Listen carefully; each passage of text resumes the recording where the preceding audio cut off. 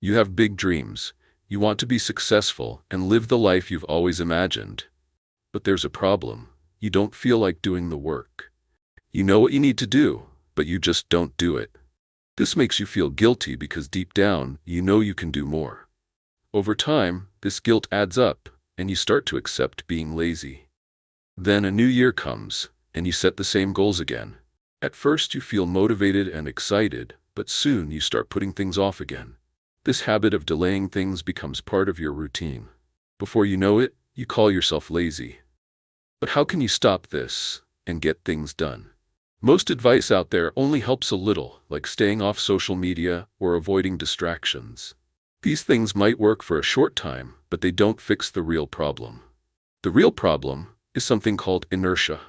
In science, inertia means something at rest stays at rest, and something moving keeps moving unless something pushes it.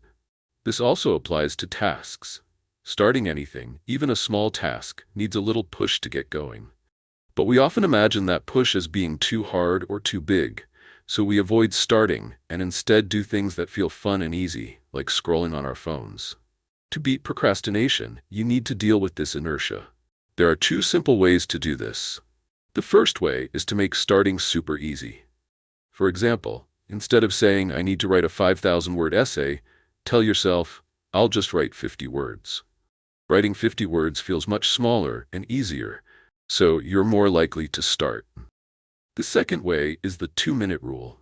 If a task feels hard, tell yourself, "I'll do it for just 2 minutes, and then I can stop."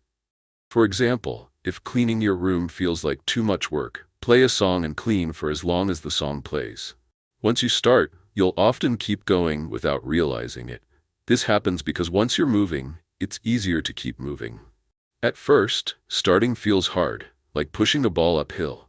But once you get going, it feels easier, like the ball rolling downhill. That's why it's so important to make the first step small and simple. You can use these tricks for anything: going to the gym, working on a project, spending time with friends, or anything else you want to do.